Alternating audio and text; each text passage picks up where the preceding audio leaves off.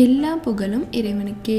Hello friends, welcome to Kilakarai kitchen. இன்றைக்கி நம்ம சேனலில் ரொம்ப டேஸ்டியான மணக்க மட்டன் குழம்பு எப்படி வாழைக்காயை யூஸ் பண்ணி சூப்பராக செய்யலான்னு பார்க்கலாம்.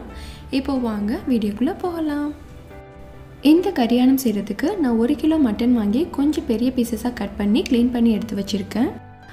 அடுத்து இந்த குழம்புல சேர்க்குறதுக்கு 10 முந்திரி, 1 டேபிள் ஸ்பூன் நிலக்கடலை, 1 டீஸ்பூன் கசகசா, 3ஐயும் சேர்த்து நைஸாக அரைச்சி பேஸ்ட் மாதிரி ரெடி பண்ணிக்கலாம். இப்போ நம்ம மட்டன் குழம்பு செய்ய ஆரம்பிச்சிடலாம். இதுக்கு ஒரு குக்கர் எடுத்திருக்கேன். இதில் 100 மில்லி தேங்காய் எண்ணெய் ஆட் பண்ணிக்கிறேன். அண்ட் அது கூட 1 டேபிள் ஸ்பூன் நெய்யும் சேர்த்துக்கிறேன்.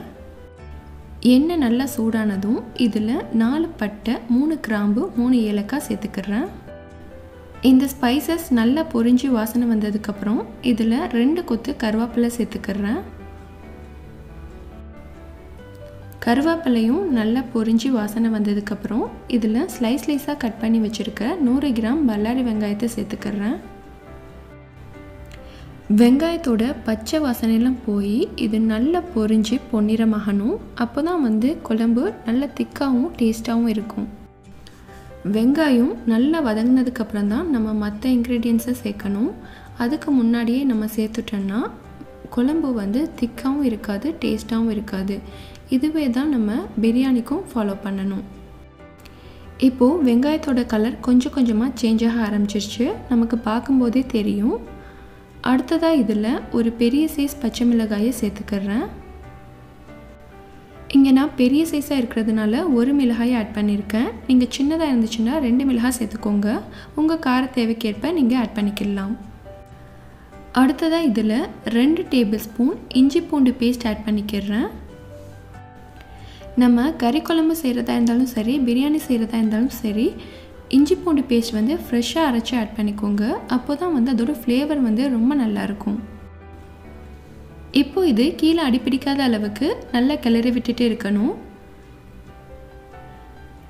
இந்த இஞ்சி பூண்டு பேஸ்ட்டோட பச்சை வாசனையெல்லாம் கம்ப்ளீட்டாக போனதுக்கப்புறம் நம்ம இதில் 100 ml தயிர் சேர்த்துக்கலாம். நம்ம இதில் தயிர் சேர்க்குறதுனால கறிக்கு ஒரு நல்ல சாஃப்ட்னஸும் கறி குழம்புக்கு ஒரு நல்ல டேஸ்ட்டும் கிடைக்கும். இப்போ எல்லாத்தையும் நல்லா மிக்ஸ் பண்ணி விட்டுக்கலாம். நம்ம சேர்த்துருக்க பொருட்கள் எல்லாமே நல்லா வதங்கி எண்ணெய் மேலே பிரிஞ்சு வந்ததுக்கப்புறம் இதில் 1 டேபிள் ஸ்பூன் காஷ்மீரி மிளகாய் தூள், அப்புறமா 1/4 டீஸ்பூன் மஞ்சள் தூள் சேர்த்துக்கிறேன். இந்த மிளகாய் தூளும் மஞ்சள் தூளும் எண்ணெயில் நல்லா வதங்கும்போது நம்ம குழம்புக்கு ஒரு நல்ல கலர் கிடைக்கும். பொதுவாக நம்ம குழம்போ கிரேவியோ செய்யும்போது நார்மலாக யூஸ் பண்ணுற மிளகாய் தூளை விட இந்த காஷ்மீரி சில்லி பவுடர் யூஸ் பண்ணும்போது நல்ல கலர்ஃபுல்லாக இருக்கும், காரமும் கம்மியாக இருக்கும். இது நல்லா எண்ணெயில் வதங்கிடுச்சு. அடுத்ததாக இதில் 100 கிராம் தக்காளி ஆட் பண்ணிக்கிறேன். இப்போது நம்ம சேர்த்துருக்கிற தக்காளியும் நல்ல மேஷ் ஆகிற வரைக்கும் இதை வதக்கி விட்டுக்கலாம். நல்ல பழுத்த தக்காளியை சூஸ் பண்ணி சின்னதாக கட் பண்ணி சேர்க்கும்போது அது சீக்கிரமே வதங்கிடும். அப்புறமா இதில் நம்ம ஆல்ரெடி க்ளீன் பண்ணி எடுத்து வச்சுருக்கிற 1 கிலோ மட்டனை ஆட் பண்ணிக்கிடலாம். நம்ம இதுக்கு சுக்கா செய்கிற மாதிரி சின்ன பீசஸாக ஆட் பண்ணக்கூடாது. கொஞ்சம் பெரிய சைஸில் எலும்புள்ளதாக சேர்த்து குழம்பு செய்யும்போது ரொம்ப டேஸ்ட்டாக இருக்கும். இப்போது நம்ம சேர்த்துருக்கிற மசாலா எல்லாமே கறி கூட நல்லா படுற மாதிரி பெரட்டி விட்டுக்கிடலாம். இந்த ஸ்டேஜில் நம்ம தண்ணி சேர்த்துற வேணாம். ஸோ கறியே தண்ணி விடும், அதிலே கொஞ்சம் நேரம் இது வேகட்டும். அடுத்ததாக இதில் தேவையான அளவு சால்ட் ஆட் பண்ணிக்கிறேன்.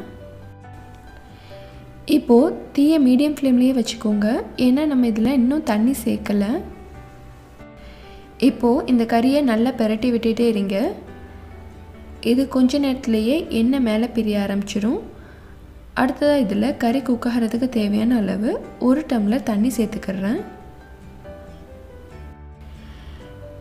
இதையே நம்ம பாத்திரத்தில் குக் பண்ணுறோன்னா குக் ஆகிறதுக்கு டைம் எடுக்கும். நம்ம குக்கரில் யூஸ் பண்ணுறதுனால அது சீக்கிரமே வேலை முடிஞ்சிடும். இதுவும் கலரி கறி மாதிரி தான்.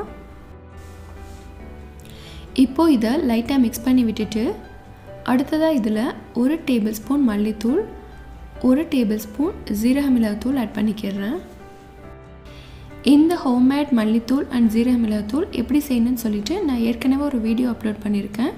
அதோட லிங்க்கை கீழே டிஸ்கிரிப்ஷனில் கொடுக்குறேன், நீங்கள் செக் பண்ணிக்கோங்க. மசாலா சேர்த்ததுக்கப்புறம் இதை நல்லா பெரட்டி விட்டுக்கலாம். நெக்ஸ்ட்டு நம்ம ஏற்கனவே அரைச்சி வச்சுருக்கிற முந்திரி நிலக்கடலை கசகசா பேஸ்ட்டில் திக்கான 100 ml கோகோனட் மில்க்கை சேர்த்துக்கிறேன். அதுலேயே கொஞ்சமாக தண்ணி சேர்த்து அலசி ஆட் பண்ணியிருக்கேன். இப்போது இதை நல்லா மிக்ஸ் பண்ணி விட்டுக்கலாம். இதை கட்டி இல்லாமல் நல்லா கரைச்சி எடுத்து வச்சுக்கோங்க. அப்புறமா ஒரு வாழைக்காயை தோல் சீவி இந்த சைஸில் கட் பண்ணி தண்ணியில் போட்டு வச்சுருக்கேன். இந்த மாதிரி செய்யும்போது இது கருத்து போகாது. இப்போது குழம்பு நல்லா கொதிக்குது. இதை நல்லா பெரட்டி விட்டுக்கோங்க. இப்போது இதில் நம்ம தேங்காய் பாலில் கரைச்ச முந்திரி கசகசா பேஸ்ட்டை சேர்த்துக்கலாம். அரைச்ச முந்திரி கசகசா பேஸ்ட்டும் தேங்காய் பாலும் நம்ம குழம்புக்கு நல்ல ஒரு டேஸ்ட்டை கொடுக்கும். இதுவும் கலரிக்கறி மாதிரியே தான். அதுக்கு நம்ம உருளைக்கிழங்கு சேர்த்தோம், இதுக்கு நம்ம வாழைக்காய் சேர்த்துருக்கோம். ஸோ இதுவும் ரொம்ப நல்லாயிருக்கும். அடுத்ததாக இதில் வாழைக்காயை சேர்த்துக்கிறேன். இதில் வாழைக்காயோட துவர்ப்பு சுவை சுத்தமாக இருக்காது, ரொம்ப டேஸ்ட்டாக இருக்கும். லாஸ்ட்டாக இதில் கொஞ்சமாக புதினா கொஞ்சமாக மல்லி இலை சேர்த்துக்கிறேன். கடைசியாக குக்கர் மூடி போட்டு வெயிட் போட்டு ஒரு 4 விசிலுக்கு வச்சுக்கிடலாம். இப்போது 4 விசில் ஆயிடுச்சு. ஓப்பன் பண்ணி பார்க்கலாம். பார்க்கும்போதே செமையாக இருக்குது. மணக்க மணக்க மட்டன் குழம்பு சூப்பராக ரெடி ஆயிடுச்சு. இந்த மாதிரி நான் சொன்ன மெத்தடில் வாழைக்காய் சேர்த்து ட்ரை பண்ணி பாருங்கள். எங்கள் ஊரில் இதே மாதிரி செய்வாங்க, ரொம்ப நல்லாயிருக்கும். கண்டிப்பாக உங்கள் எல்லாருக்குமே இந்த ரெசிபி பிடிச்சிருக்குன்னு நினைக்கிறேன். ட்ரை பண்ணி பார்த்துட்டு உங்களோட ஃபீட்பேக் எனக்கு சொல்லுங்கள். அண்ட் இந்த வீடியோ பிடிச்சிருந்தா please like, comment, share and subscribe my channel. Thank you.